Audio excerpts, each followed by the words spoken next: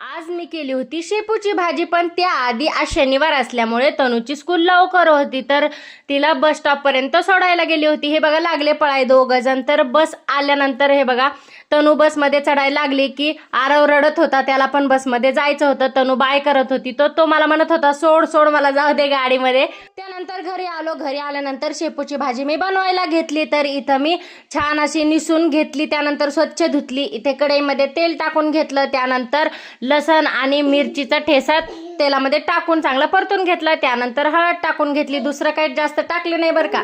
त्यानंतर शेपू टाकून व्यवस्थित परतून घेतला.